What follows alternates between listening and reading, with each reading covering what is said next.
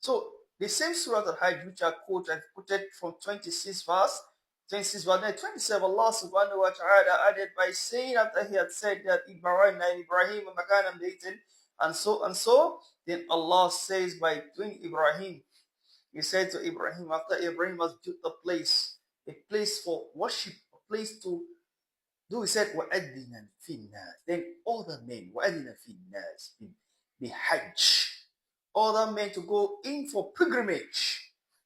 Permit men to go for pilgrimage. Proclaim for men to go for pilgrimage. They should go everywhere. He said, after the Hajj, he said, وَعَلَّ كُلِّ ضَمِيرٍ. He said, after he had said the Hajj, I not added by saying, Yatuka Rijal, they will come with their foot, barefoot, walking towards, doing the tawaf on the rites of the pilgrimage. And then he says, وَعَلَّ كُلِّ ضَمِيرٍ, and for every foot of every linkane, yatina coming, مِكُلِّ فَجْحَمِيكَ, from every remote areas. They will come with their camels. They will come from that time, there were no vehicles, no cars. They will come with their camels from different places, and they will surround that place either from different remote areas. They will all gather and assemble. They converge in that place for worship. Allah subhanahu wa ta'ala has ordered the Muslims and Allah Rasulullah to command to proclaim it as Hajj. And this is the reason why Muslims need to visit Hajj. If he wills or if he desires and if he has financially responsible, he can visit Hajj and Mecca or Kaaba or Becca as it may be for performing rites, which Allah subhanahu wa ta'ala has made it obligatory on those who have money to do so, at least once in a year. Now, Allah subhanahu wa ta'ala has said, now let's look at it from the other perspective. I'm not saying, now the controversy here is, who was the son actually that Allah subhanahu wa ta'ala ordered Ibrahim to use for sacrifice in place of, that's when Allah now blessed him and showed him around in Mount Moriah. It was said the place was Mount Moriah. Then, how, look at the text, for example, brothers and sisters. Let's examine logically before I put the scriptures forward. Now, logically, we see that if Allah wants to test someone, He tests you with what you have, only what you have. If, for example, let's look at it. If I have 1 million, for example, in my bank account, and Allah told me to use 100,000 to feed the poor, I will see it as a test. Because that, if I use 100,000, I still have 900,000 left in my account.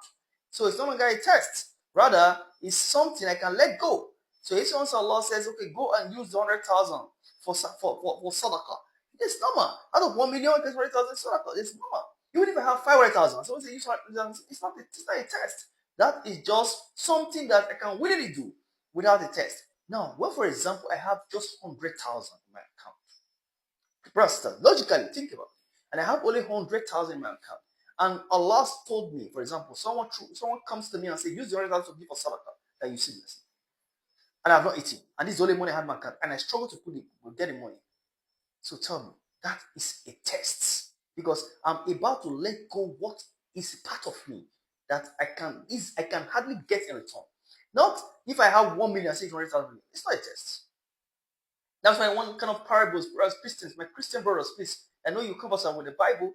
And the parable, Jesus Christ was in this church, in the gathering. Some people came and they came in the synagogue and they were coming to pay their offerings. And Jesus put the tray in front of him, and they will come, some will drop in abundance. Because they are multimillionaires, they will come drop in abundance. They put little cash, just not so concerned about that.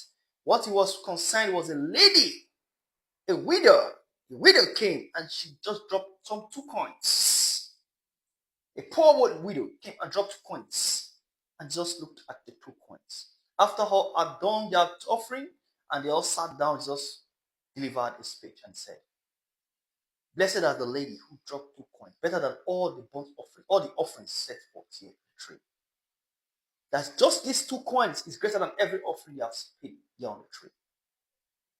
That she gave it out of what she has. This is not from what she has in abundance, from part of her. She gave it out. That is a test. Not when you give up. Now, if we look at, for example, let's put it on the scriptural view. Now, Ibrahim alayhi salam was 87 years at the time. He was looking for a child, no child. old in age. And even the wife at the time was old. She was old in age. And Sarah realized that she could not have a child at that time because she has reached a menopause. So she requested that Ibrahim should sleep with a slave, Hajar.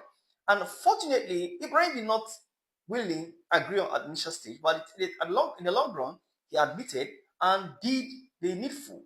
And at the end of it, a child was born.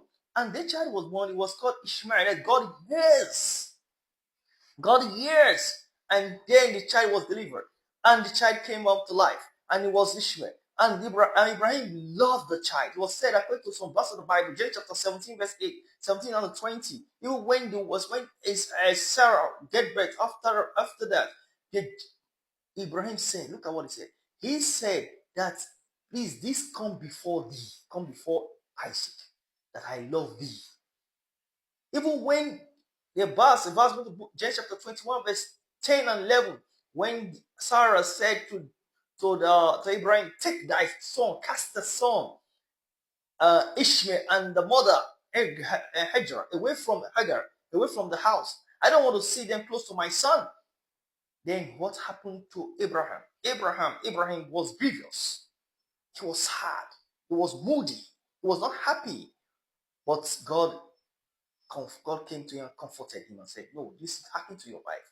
Take them away to a particular place which I will bless thee. And at the end of the day, God blessed whom? Ishmael and the mother in the land which here built the Kaaba, which today Muslims are celebrating, doing tawaf round because of the sacrifice. Let's examine who was the son that was sacrificed. Now let's examine from the Bible. Genesis chapter 22, verse 2. Very important verse. Take it a look. Genesis chapter 22, verse 2. There is a kind of issues surrounding the verse. So let's examine the verse. The verse came like this: that God spoke to whom? To Abraham. Vayomer. That's the Hebrew word. Vayomer spoke to Abraham. He said, Hachna. Hachna. Or in other words, say Hash. Hachna. Say, now he told Abraham, Hachna, take now. Hey Bincha, take your son. Hey Yachidcha, take the only child. Now the word was a Chidcha, only child. Take the holy child. Then look at I'm talking from the phrase, one after the other. First, use the word Embicha, your son. And Hey Yachidcha, the only child. Only. Yachidcha, only child. Then he called and said, Hashir Hafta, the one you love. Now we know the one who Ibrahim loved, not the one Sarah loved, not the one Hagar loved. The one Abraham dearly loved was whom? Was Ishmael. That he even prayed for Ishmael, asking God to bless him. Genesis chapter 17, verse 20. Even when God said that was not the covenant, that the covenant to come through Isaac, because Isaac, where Jesus will come as the Messiah. Well, that's the covenant. But when it comes to the blessing given to Ishmael, he will have his own seed. And that was where Muhammad came from. A blessing. So God, according to the prayer of Abraham, God answered this prayer and blessed Ishmael. And this was found in the Bible. This is the word Asher Hefta. Now they added the word, they themselves added the word. That word was not there in the original Bible before the Septuagint, who came to organize and assemble all the scriptures around the scrolls, which they combine today to have the books, 6 books.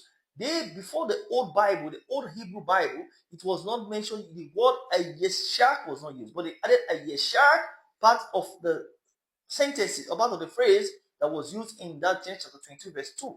But rather it was not a yes. It was said, Vayomer Echa, Vayomer Embichan Egecha. He said, Vayomer, often. But he said, Vayomer and Chachsha Ebincha, then Egecha.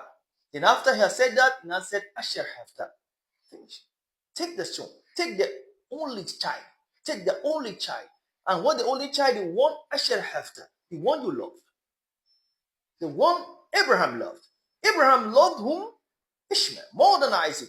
Isaac was the second son. Now, if he had 2 sons, let's take it like logic at your brother. So if you have 1 million, say 100,000 for sacrifice, yes, you will not see as a test. But when you have 100,000, say 100,000 for sacrifice, you see it as a test. Now, they say take the only son. You only have one. Take the only son. It was whom? It was not other than what? Ishmael. Ishmael was the only one giving birth before Isaac. If Isaac was the second